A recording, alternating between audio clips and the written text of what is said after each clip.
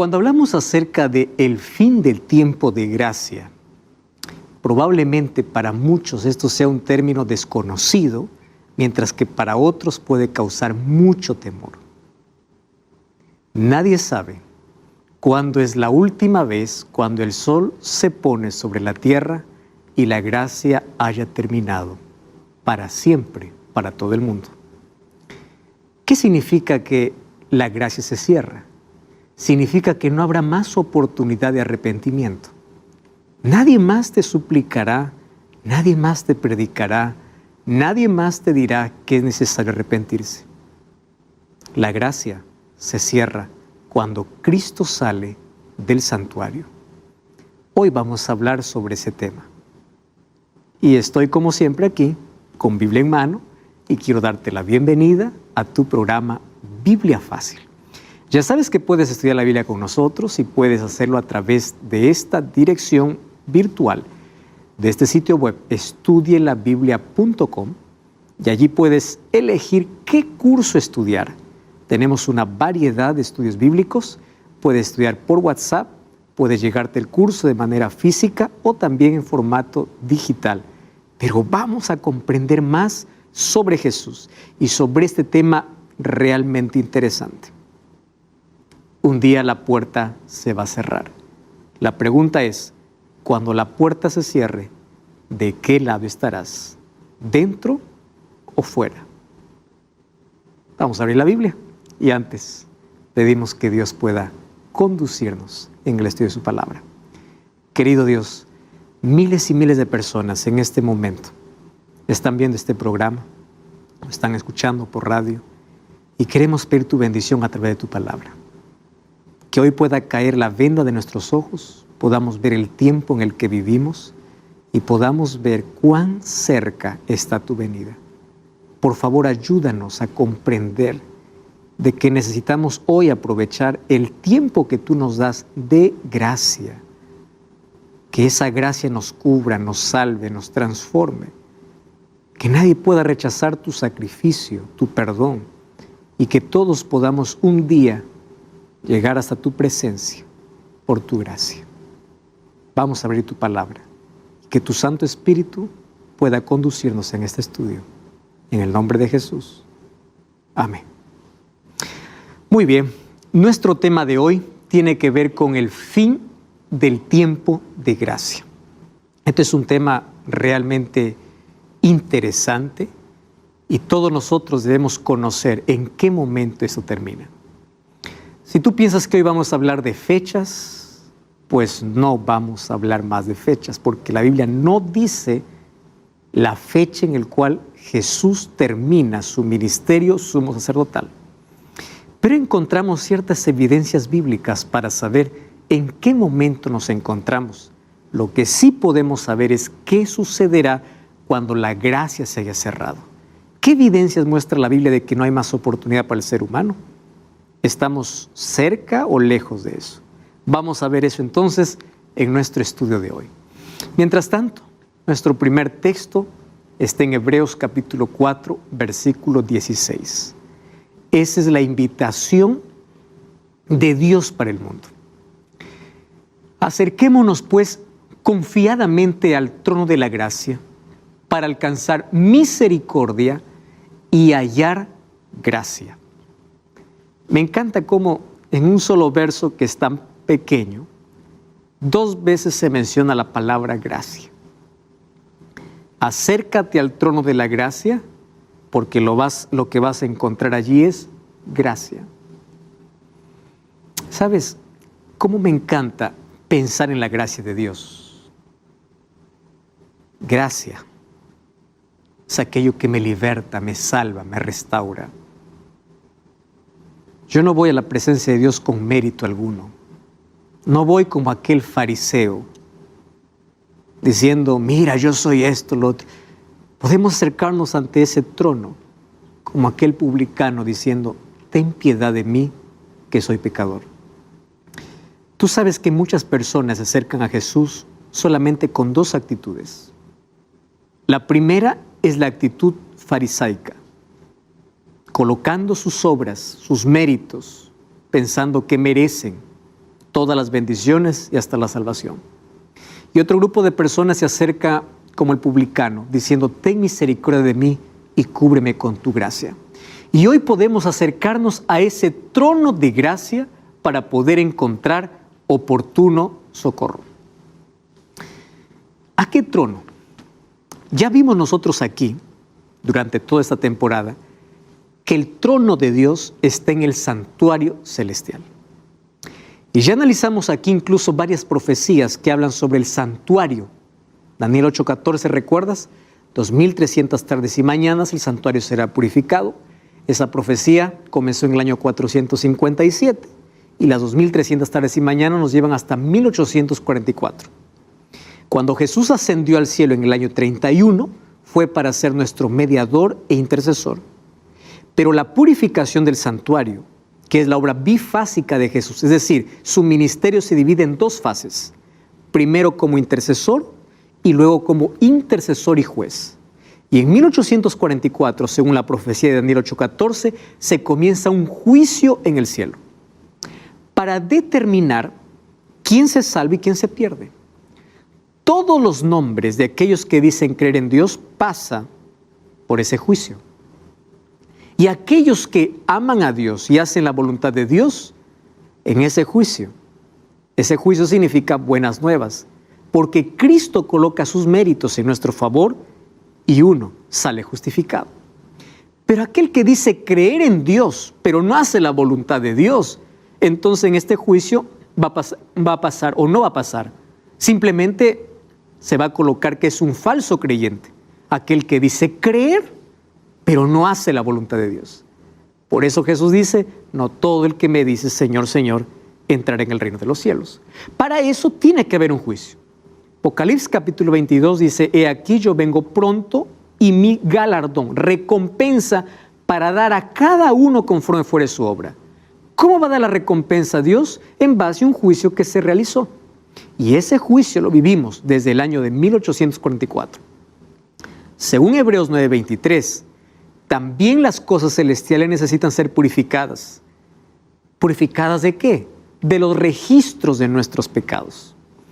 Y así como aquí en la tierra se purificaba una vez al año el santuario terrenal, en el cielo la purificación de ese santuario comenzó con un juicio desde 1844. Eso nosotros ya hemos hablado, si es la primera vez que estás viendo este programa, puedes revisar los programas anteriores, y ahí hemos visto las fechas exactas hasta el momento que Jesús entró, primero al cielo, luego al lugar santísimo, para poder efectuar una obra de intercesión y de juicio. Lo interesante es que Cristo no estará allí para siempre. Un día Cristo saldrá de allí y un día la humanidad se quedará sin intercesor. Y cuando no haya más intercesión, no habrá más perdón. Porque cuando Cristo salga, se habrá terminado la oportunidad de salvación para toda la humanidad. Mientras eso todavía no sucede, la invitación es, acerquémonos pues confiadamente al trono de la gracia. Un día la súplica se acaba. Un día nadie más te va a rogar para que aceptes el Evangelio. Un día nadie más te va a predicar. ¿Por qué sabemos que hoy Cristo todavía intercede? Porque el Evangelio continúa siendo predicado. Porque el Espíritu Santo sigue convenciendo al mundo de pecado. Eso es lo que está haciendo. Pero un día la puerta se cerrará. ¿Qué puerta? El libro de Apocalipsis, capítulo 3, versículo 7, dice lo siguiente. Escribe el ángel de la iglesia en Filadelfia. Esto dice el santo y el verdadero, el que tiene la llave de David. Llave significa autoridad en profecía. El que abre y ninguno cierra. Pero cuando cierra, ninguno abre. Fíjate qué interesante. Esta oportunidad es llamada como una puerta, abierta para que todos puedan accesar. Por eso dice Pablo, acerquémonos confiadamente. La puerta está abierta, pero un día se cerrará. Ahora, cuando Cristo abre la oportunidad, nadie lo podrá cerrar. El diablo podrá hacer todo lo que quiera para poder impedir, mas la voluntad divina siempre se cumple. El problema está que cuando Él cierra, nadie también podrá abrirlo. Y es interesante porque cuando analizamos este texto, más allá del contexto en el cual fue escrito, está hablando de que Cristo tiene autoridad para abrir y cerrar. Mientras esté abierta, habrá oportunidad. Mientras esté cerrada, habrá terminado para siempre. En Mateo 24, Jesús contó que su venida será como la venida o como el diluvio, como en los días de Noé. Y es interesante que ahí en Mateo capítulo 24 dice que mientras Noé estaba construyendo el arca o entró incluso al arca, todos estaban comiendo, bebiendo, haciendo su vida. Hoy el mundo está viviendo un secularismo impresionante. No le interesa más Dios, ni siquiera la palabra de Dios. Incluso dentro del mundo religioso, personas abandonando la palabra de Dios, personas diciendo que quieren actualizar la palabra de Dios para dar rienda suelta ¿a qué? A la popularidad, a lo que dice la gente, para caer bien a todos. Cuando en la Biblia encontramos principios establecidos, como en los días de Noé. Los días de Noé eran días de violencia, de corrupción, de degeneración completa. ¿Mas qué cosa sucedió? Me interesa lo que dice el libro de Génesis capítulo 7, versículo 16. Mira qué cosa es lo que ocurrió y eso también ocurrirá antes de la venida de Jesús. Génesis capítulo 7, versículo 16.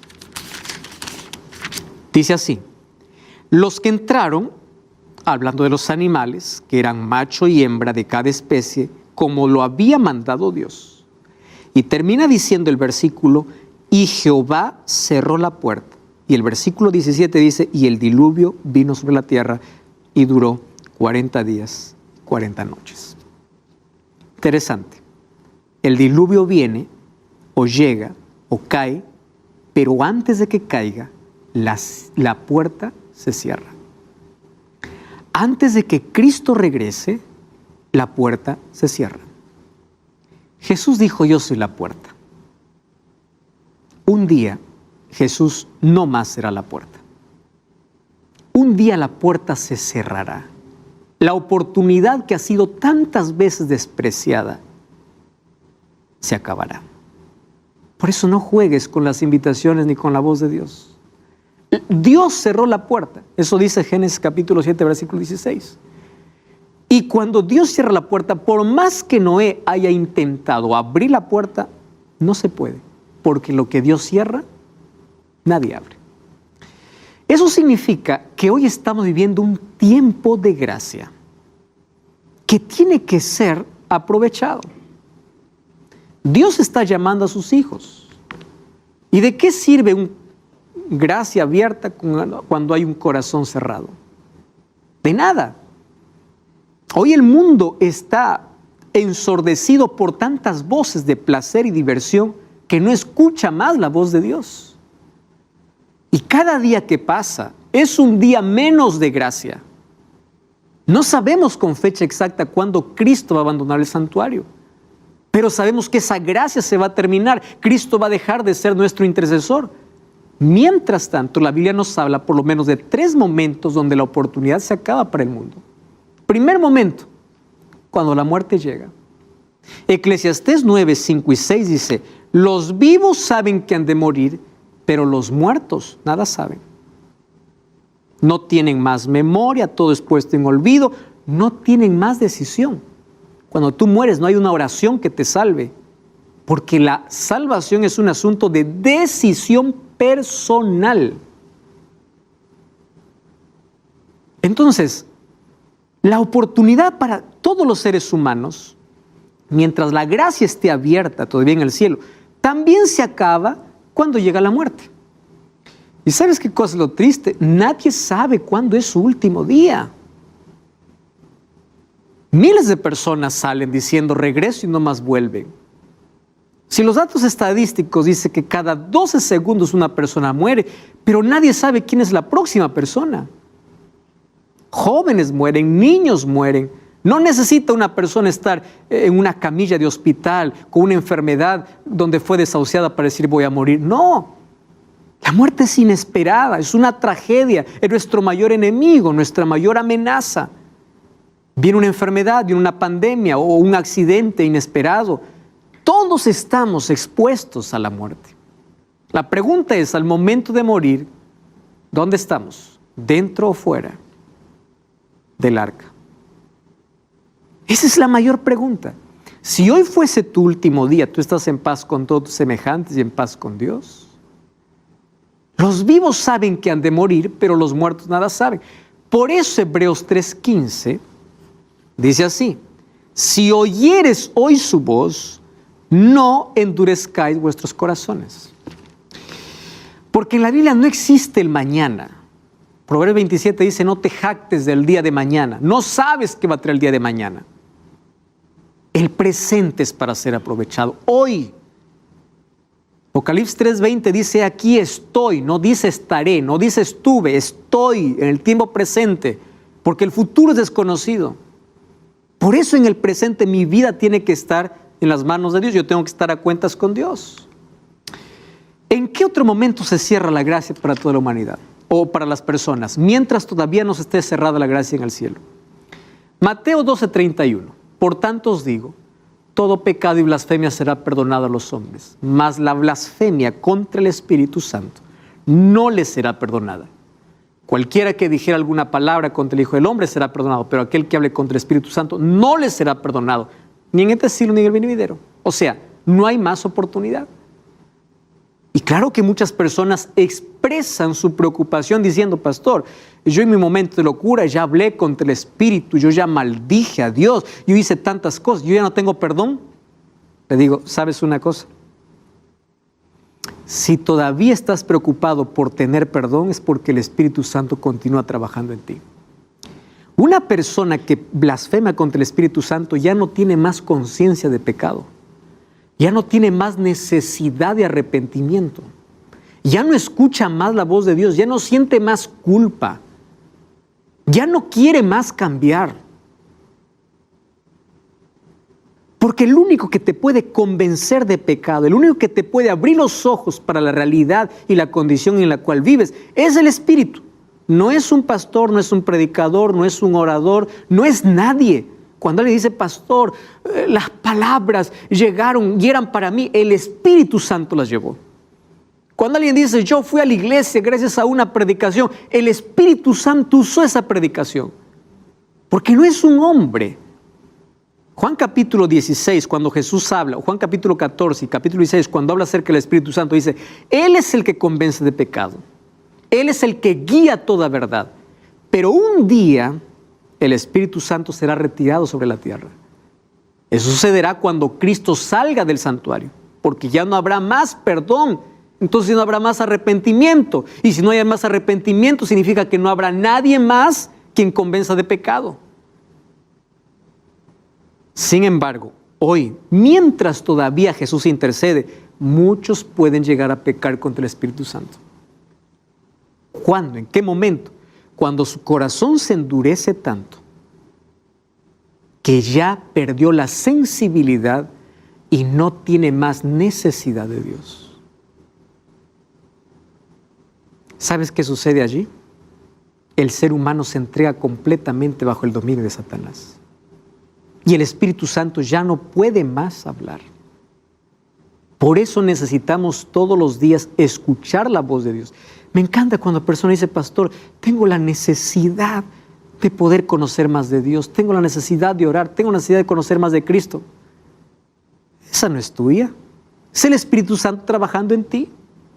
Cuando la persona dice: yo no me siento cómodo, yo caigo en pecado, pero estoy incómodo, me duele, sufro, yo le prometo a Dios cambiar, pero nuevamente caigo, le pido perdón. Le digo: levántate, porque mientras tengas conciencia de pecado y necesidad de salvación, el Espíritu Santo sigue trabajando en ti. No importa lo que hiciste, no importa el pasado que cargas. Mientras tengas necesidad de ir a Dios, el Espíritu Santo sigue trabajando en ti. Mientras estés incómodo con la vida que vivas y quieras un cambio, el Espíritu Santo sigue trabajando en ti. Y el Espíritu Santo trabaja de afuera para adentro para convencernos. Y cuando lo aceptamos a Cristo, trabaja de adentro para afuera para transformarnos. Esa es la obra maravillosa del Espíritu. Pero pecado contra el Espíritu Santo no será perdonado. ¿Cuál es el tercer momento? Cuando Cristo salga del santuario. Mira lo que dice el libro de Apocalipsis capítulo 22, versículo 11. Dice allí: el que es injusto, sigue injusto. El que es impuro, sea impuro. El que es justo, practique la justicia.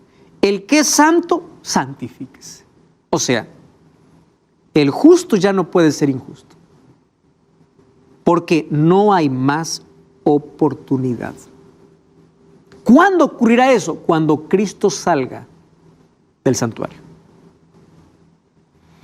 Tú sabes que lo triste es que cuando Cristo sale del santuario, el Espíritu Santo es retirado de la tierra.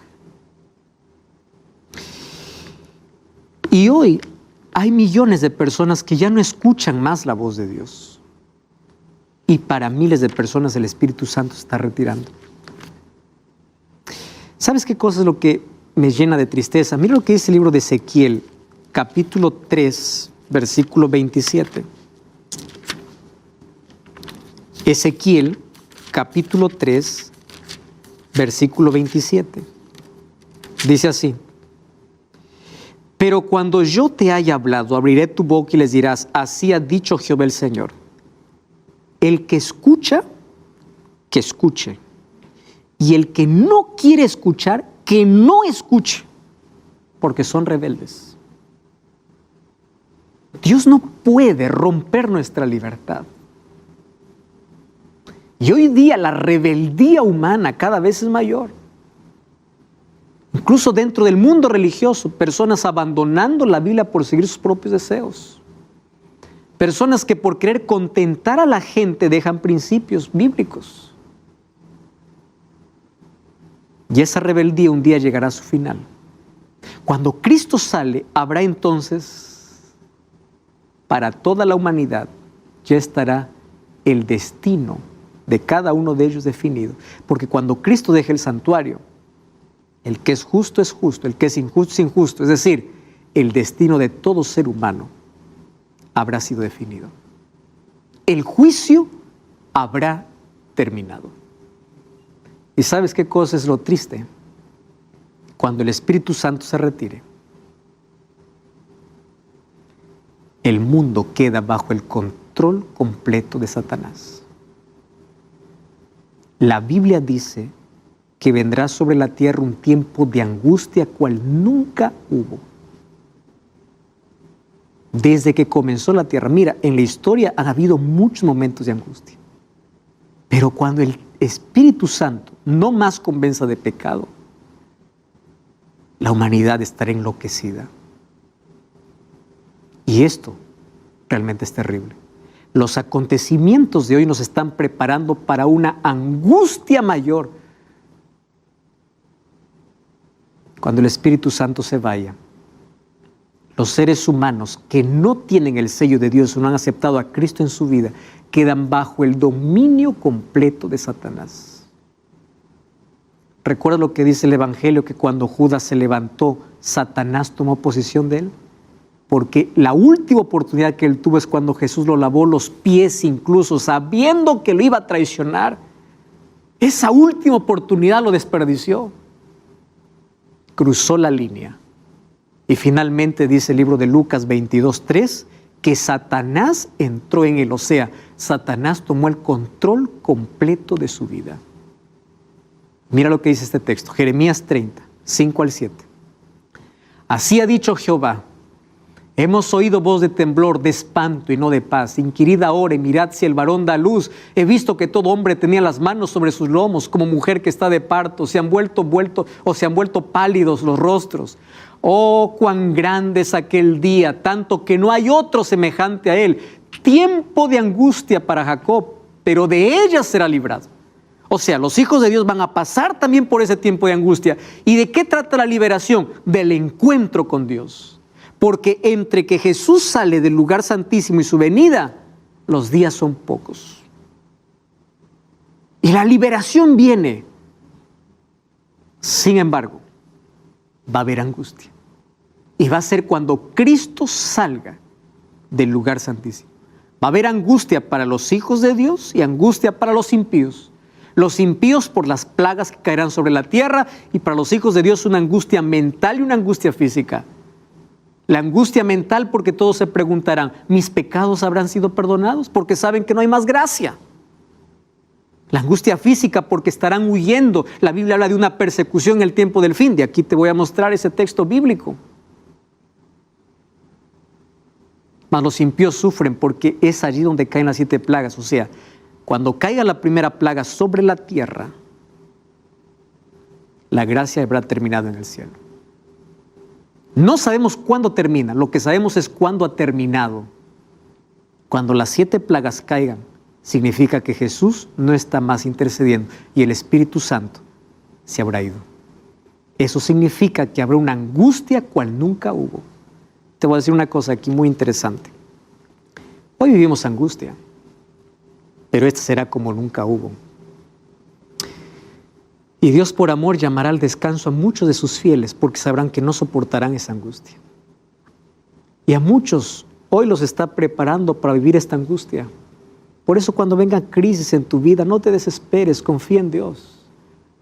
Porque una angustia mayor viene. Muchos dicen de aquí viene lo mejor, esto se va a recuperar. No, cada vez mayor angustia va a haber. Sin embargo, cuando miramos con fe, vemos que el final es glorioso porque Cristo regresa. Entonces, vamos a seguir analizando de este tema tan fascinante.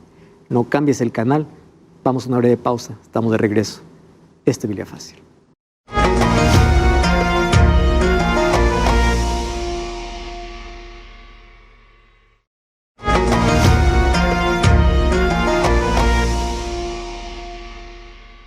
Estamos de regreso, esto es Biblia Fácil. Hoy estamos hablando sobre ese momento cuando la puerta de gracia se cierre en el cielo, cuando no habrá más oportunidad para los seres humanos.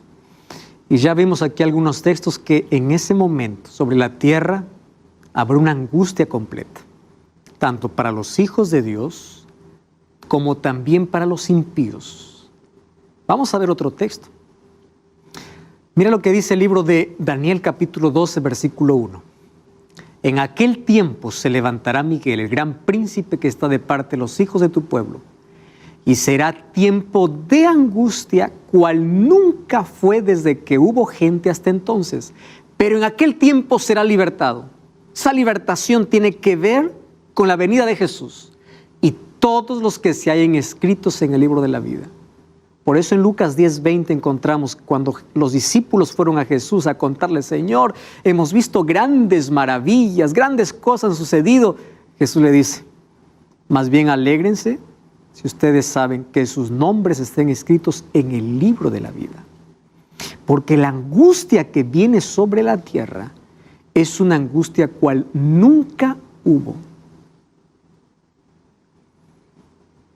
Pasamos por una crisis mundial y esto trajo mucha angustia, desestabilidad, inestabilidad económica, política, social, problemas mentales, problemas de salud. Son apenas señales de la angustia que vendrá. Y sabes, pensar en ello es terrible. Ahora, antes de que Cristo salga del lugar santísimo, nosotros tenemos aquí una advertencia que está en el libro de Apocalipsis.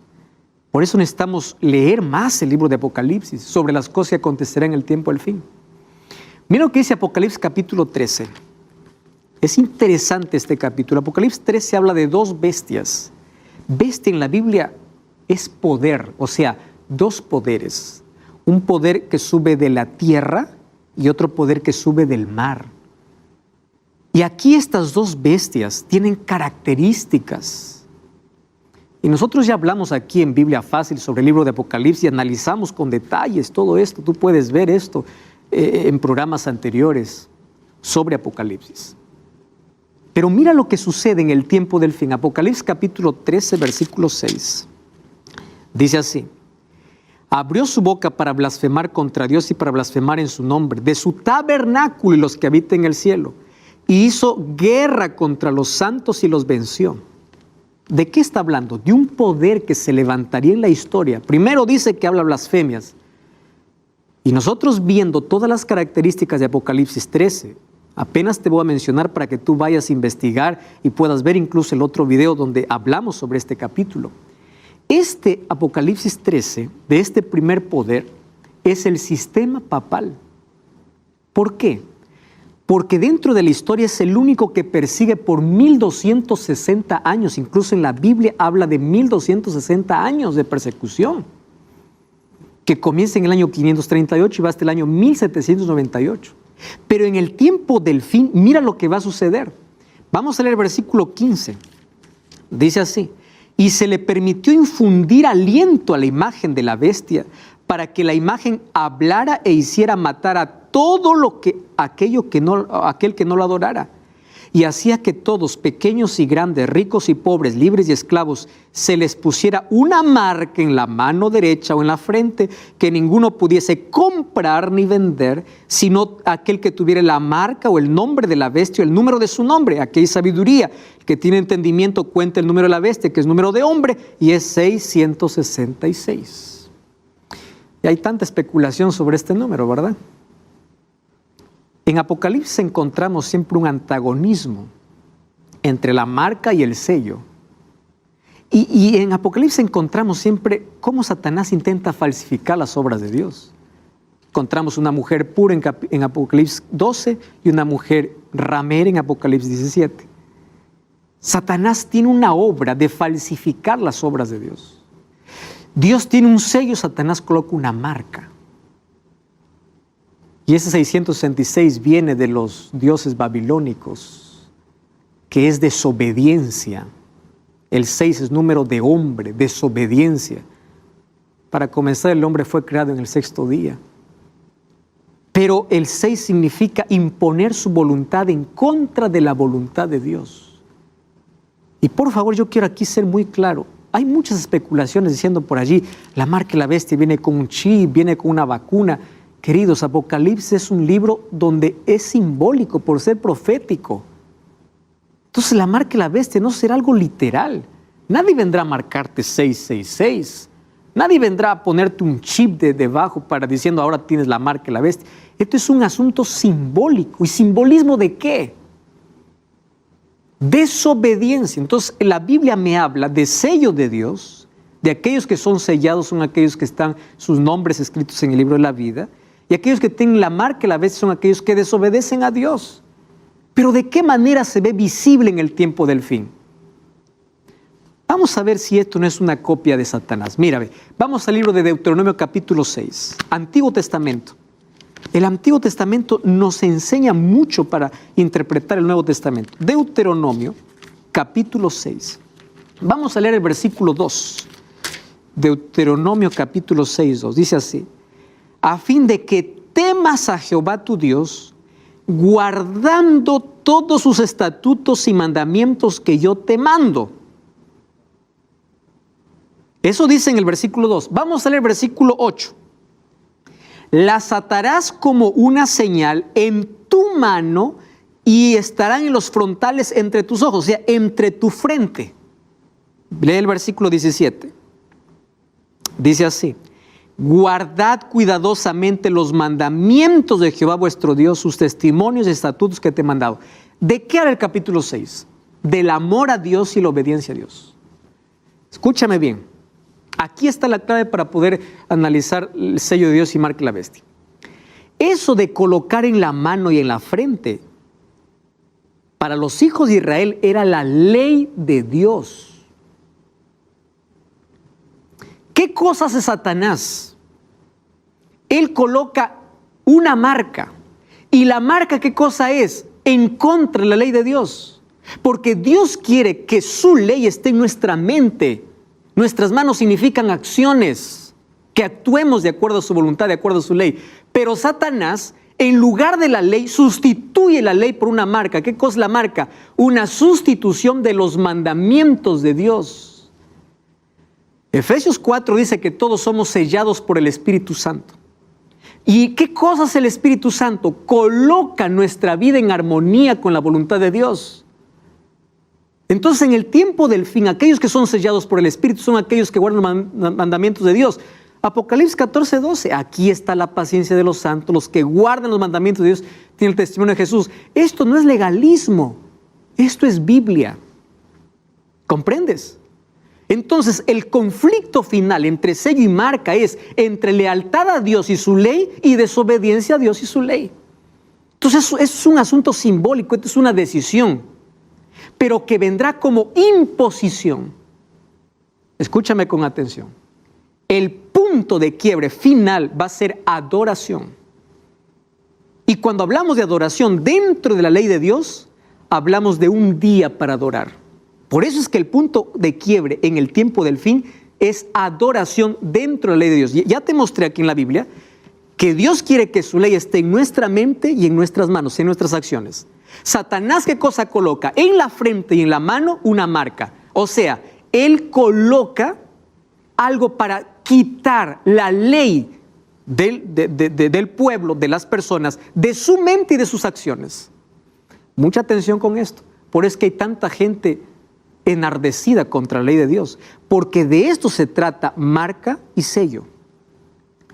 Y específicamente el cuarto mandamiento, porque el cuarto mandamiento me llama a adorar al Creador. Según Apocalipsis capítulo 14 dice, adora al Creador, aquel que hizo el cielo, la tierra y el mar. Y si vas a Éxodo capítulo 20, versículo 8, vas a encontrar la misma expresión. ¿Sabes dónde? En el cuarto mandamiento. ¿Sabes cuál es el cuarto mandamiento? El día sábado. Entonces llegará un momento en que se colocará una ley para imponer un falso día de adoración que está en contra de la ley de Dios. Esto es la marca de la bestia. Ahora no, será cuando venga como imposición, donde nadie podrá comprar ni vender a menos que acepte. Y hoy mismo hay tanta gente siendo despedida de su trabajo, jóvenes que no pueden terminar la universidad. Habiendo libertad religiosa, hoy tenemos tanto problema cuando queremos ser fiel a Dios. Imagínate cuando esto se cumpla. Quiero que entiendas, la ley nos salva. Jesús dijo en Juan 14:15, si me amas, guarda mis mandamientos. Es decir, es el fruto, es la consecuencia, es la evidencia que en el tiempo del fin, según Apocalipsis 14:12, son aquellos que guardan sus mandamientos. ¿Por qué tanto énfasis en los mandamientos? No porque los mandamientos salvan, sino porque el diablo viene para destruir justamente su ley. Y aquellos que quieren ser fieles y leales a Dios tendrán que sufrir persecución, despedidos de sus trabajos. El justo por fe vivirá. Y aquí comenzará, ¿qué cosa? Una persecución. Dice que tendrá poder, ¿para qué? Para matar a aquel que no lo adore. ¿Estás entendiendo cómo este asunto es tan serio? Entonces ahí está, marca y sello. Tiene que ver con adoración, con lealtad, con fidelidad a Dios. La pregunta es, ¿cómo se va a hacer eso? Entonces ya vimos que aquí el sistema papal está en como el primer poder de Apocalipsis capítulo 13. Porque él dice que habla contra blasfemias contra Dios. Ya vimos aquí, por ejemplo, que el único que dijo ser Dios en la tierra es el Papa. El Papa León XIII decía, nosotros somos Dios en la tierra. Eso es una blasfemia. Quien se atreve a perdonar pecados en lugar de Dios es una blasfemia. Persigue a los hijos de Dios durante 1260 años. Eso está en la historia está manchada de sangre. Entonces ese primer poder representa ese poder papal. Pero un día recibió una herida de muerte. Eso también dice Apocalipsis 13. Quiere decir, se le quitó su dominio y su autoridad. ¿Cuándo sucedió eso? En 1798. Cuando Berthier, que es un general de Napoleón, le quitó toda esa autoridad al Papa Pío VI. Pero también dice Apocalipsis 13 que esa herida será sanada. Y claro, y toda la tierra se maravillará, dice, y todos irán en pos de él. Y tú ya viste tantas declaraciones que hoy incluso están en contra de la palabra de Dios. Pero hoy te voy a mostrar otra cosa. Esta es una encíclica escrita por el Papa Francisco, llamada Laudato Si. Este está disponible para la venta, puedes comprar incluso digital. Mira, apenas tiene 190 páginas. Aquí habla sobre el bien común. Aquí habla sobre cómo cuidar el medio ambiente. Tú sabes que esta encíclica hoy está siendo estudiada por la ONU y varios gobernantes lo han aceptado, solo que detrás de esto hay un contexto religioso. Y dice que el mundo necesita para cuidar el medio ambiente un día de descanso. ¿Cuál crees que pone? ¿El que dice la Biblia o el que la Iglesia Católica colocó? Domingo, dice. Es apenas una propuesta. Viste que el trasfondo es lindo. Y aquí en esta encíclica nosotros vemos que hay un acercamiento tremendo. Hoy tú puedes ver un acercamiento entre todos los presidentes y líderes del mundo. Si tú revisas en la historia, cuando la Casa Blanca daba alguna bienvenida al Papa, recuerda que los Estados Unidos fue formado por los padres peregrinos que venían huyendo de la persecución del Papa. Pero después se arreglaron las relaciones y hoy estos dos poderes van juntos. Líderes de todo el mundo, tanto budistas, tanto islam, musulmanes, lo aceptan. Hay puentes creados, el mundo se sorprende, el mundo ya lo adora, hay un acercamiento. La pregunta es, ¿cómo esto se va a poder? Porque hay hoy tantas ideologías, izquierda, derecha, filosofía, el marxismo por un lado, comunismo, capitalismo. ¿Cómo se va a unir todo? Tiene que haber alguna cosa que una a toda la humanidad. Una preocupación que une a toda la humanidad. Medio ambiente. ¿Estás entendiendo? Entonces, a través de una cosa que une a toda la humanidad, va a venir, y cada vez vemos cada vez más cerca el cumplimiento de esta profecía. Tú sabes que los mayores ricos de este mundo piensan que la solución para los problemas de este mundo es que haya un gobierno global. ¿Sabías de eso? Esto ya viene desde hace mucho tiempo. Y quiero decirte una cosa muy seria aquí. COVID-19 vino para enseñarnos que el mundo sí se puede unir por una causa. Todo el mundo. Que las cosas pueden cambiar de un momento para otro. Eso sí nos enseñó. ¿Entiendes? Entonces las profecías se van a cumplir exactamente como dice la Biblia. Pero ya te dije que entre los más ricos del mundo dice que debe haber un orden, un nuevo gobernante mundial. Y ahora te voy a mostrar un asunto realmente serio. Tú sabes que hace algún tiempo, corto tiempo, apareció otra encíclica del Papa Francisco, llamado Fratelli Tutti, que traducido sería Fraternidad Universal. Yo quiero que prestes atención, porque eso también está disponible para todo público. Algunas cosas que dice aquí. Esta es la propuesta de un gobierno mundial con poder ejecutivo, dotado de poder, que esté por encima de los estados y lleve adelante una agenda global. Que los gobiernos nacionales entreguen su poder a ese gobierno mundial.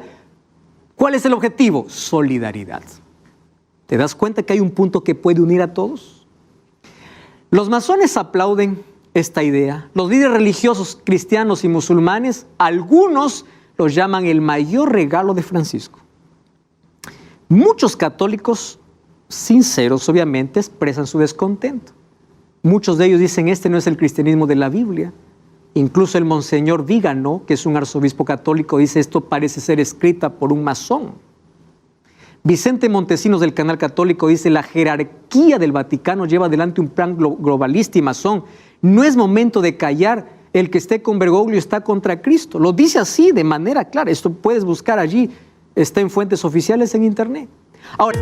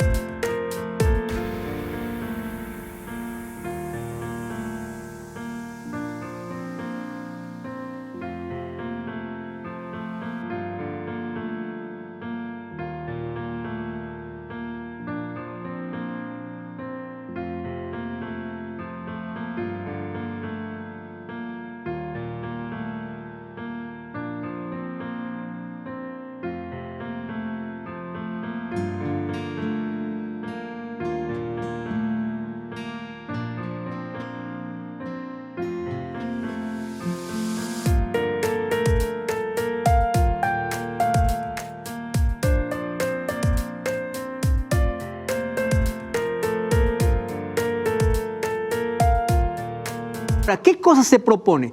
Una reforma de la ONU, del sistema económico, para crear la familia de las naciones, es decir, un nuevo orden jurídico, político y económico. ¿Y qué cosa dice? La crisis COVID-19 ha mostrado la incapacidad de la humanidad.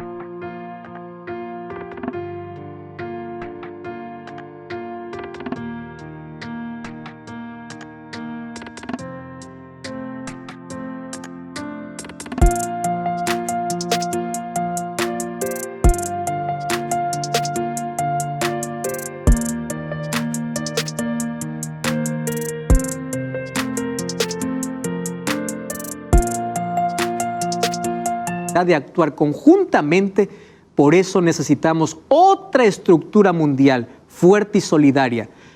Dice, usemos el conocimiento